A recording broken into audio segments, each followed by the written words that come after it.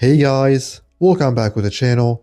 Today we have more PlayStation news to go over and cover in this video, but before that, please make sure you subscribe to Nothing But Gaming. Trust me when I say that a lot of you guys still haven't hit that subscribe button yet. So if you want to help us take this channel to the next level, then please, make sure you hit that subscribe button, turn on notifications and smash that like button. Your support helps the channel more than you know, and is very much appreciated. Alright, let's talk PlayStation. Let's get started. The ultimate VR adrenaline rush is back. The fan favorite Rush returns on PSVR2 next month on November 6th, and we now have more details on what this remastered version by the Binary Mill will bring to the table. Rush Apex Edition features new lighting, skies, weather, textures, and more graphical enhancements. It will utilize the headset feedback and adaptive triggers. It will have multiplayer with up to 12 players with proximity chat. Runs at 90 FPS native on PS5 and at 120 FPS on PS5 Pro. This new gameplay trailer looks awesome, and you can already tell that this will be, as usual, the best version of the game to date. Indie tracks. Go head-to-head online with up to 12 players.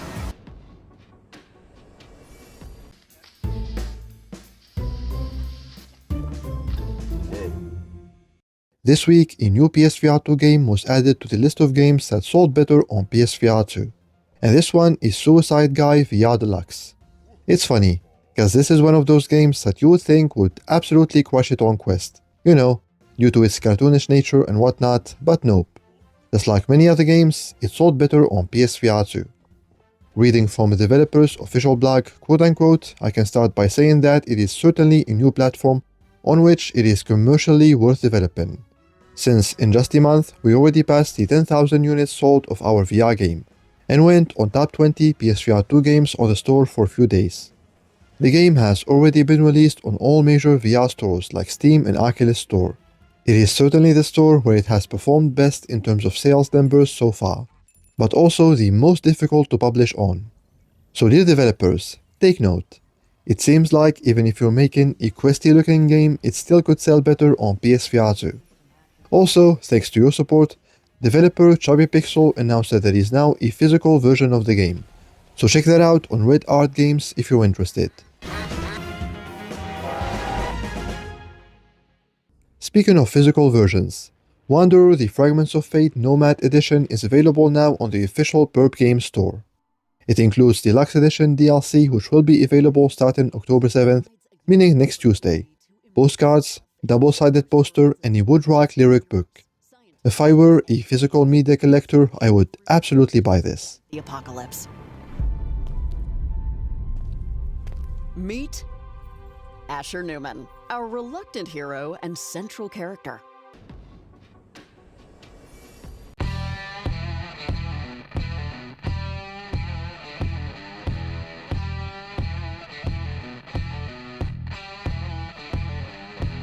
Drums Rock has just received a new DLC called Stage Dive. The price is $4.99, and it brings a new concert hall and 4 new tracks. Are you a fan of music rhythm games, by the way? If you are, what is your favorite game? Let me know in the comments below.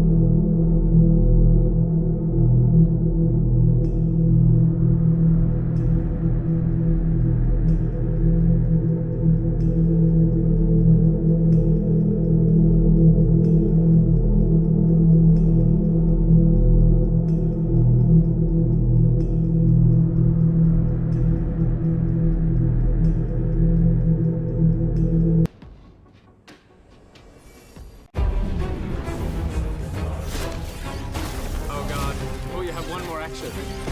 Really? Yes. Demeo X Dungeons & Dragons Battlemarked officially comes to PS5 and PSVR2 on November 20th. Don't know what that is? Well, let's take a look at this article from Upload VR. Offering 2 adventures in the main game with the first being set in Neverwinter, Battlemarked mixes Demeo's tabletop mechanics with famous Dungeons & Dragons settings. Supporting up to 4 players with cross-platform co-op multiplayer, this doesn't require a dungeon master like standard D&D requires. Working as the game's narrative lead is Matt Cernet, who formerly worked on Baldur's Gate 1 and 2, Icewind Dale, and the Dungeons & Dragons tabletop game. Demeo X Dungeons & Dragons Battlemarked will have 6 characters at launch, and it's going to be priced at $29.99. Here we go. Ooh, big crit. Very satisfying.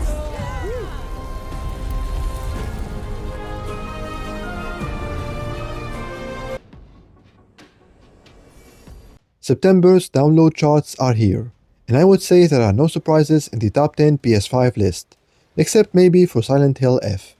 I expected this one to rank higher than number 9 on the US/Canadian store and number 10 on the EU store, but other than that, no real surprises. The top 10 PSVR2 list is a bit more interesting though, as surprisingly, Beat Saber was not number 1 last month. It was actually Alien Rogue Incursion. And this put a big fat smile on my face. Happy to see Vampire the Masquerade Justice, Metro Awakening, and Arizona Sunshine 2 in the list as well. All of these are fantastic games.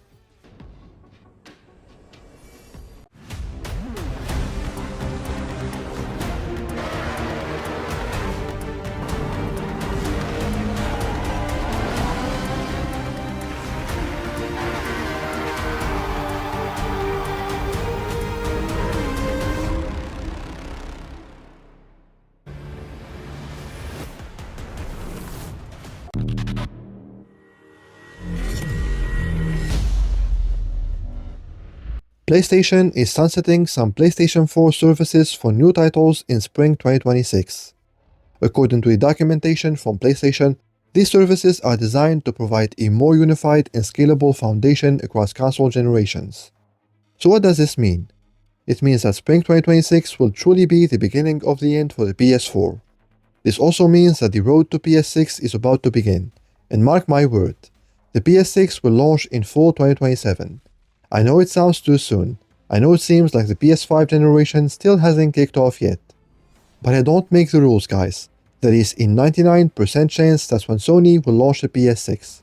So it makes perfect sense for Sony to phase out support for the PS4, a year prior to the PS6 release. Obviously, PS6 games will not run on PS4, but will absolutely launch on PS5. So they want every PS4 player to switch to PS5 as soon as possible, so that when the PS6 launches, they can have a very large player base for their games.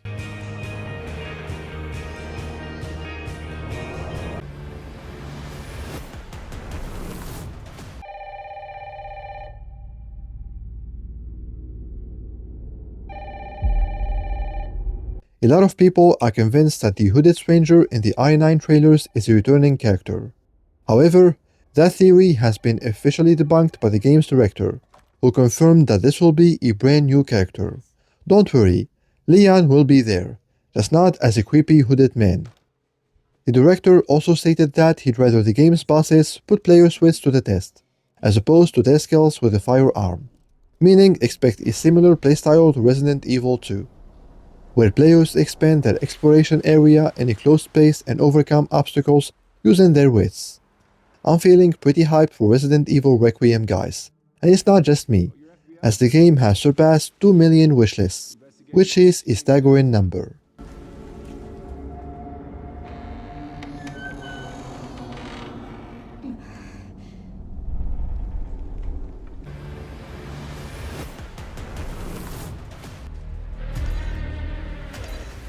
They know we're here. Go out. The Call of Duty Black Ops 7 beta is not off to a good start. In fact, I would say it's actually struggling when we compare it to the Battlefield 6 beta. Reading from Insider Gaming, on Steam, Call of Duty has produced a 24-hour peak of just under 75,000 users.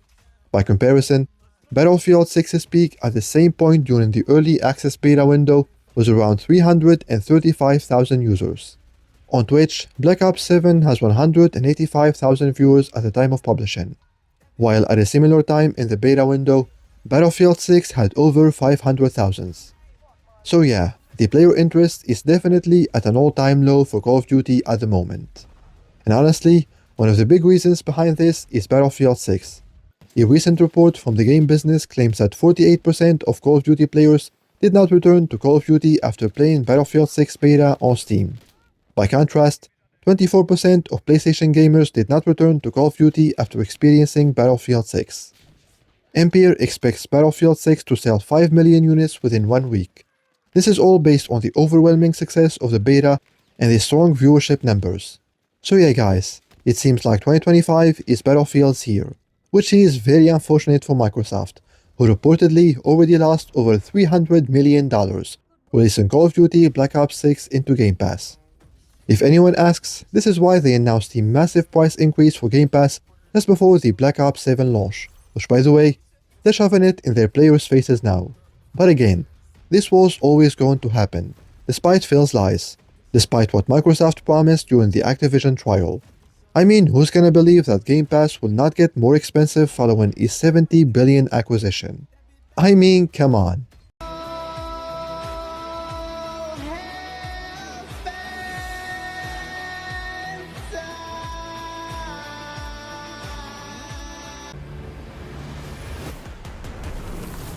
Operation Overlord is complete. I will be unstoppable. Sly, all of our futures are in peril! Don't expect anything Sly Cooper related from Sucker Punch anytime soon. And by anytime soon, I mean at least for another decade, and maybe even more. This is because, according to the studio head, Brian Fleming, Sucker Punch can only do one project at a time, every 5 years. So yeah, there is no easy way to say this. Forget about Sly Cooper. It isn't happening.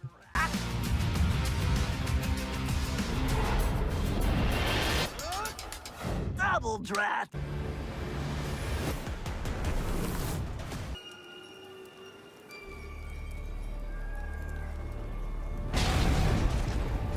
I'm getting bored of every PlayStation game telling the same story. This is the headline of a recent IGN article that went viral. In this article, Simon Cardy explains that he thinks every PlayStation game is centered around the same theme: grief and revenge. What do you guys think about this take? Personally, I understand what Simon is saying here. And yeah, it is true. A lot of PlayStation games are centered around grief and revenge. But certainly not all. I can name a few examples to prove my point. Horizon, Ratchet & Clank, Returnal. But what do you guys think about this? Do you think PlayStation studios need new ideas? Or do you think everything is fine and there is no need for a change? Let us know in the comments below.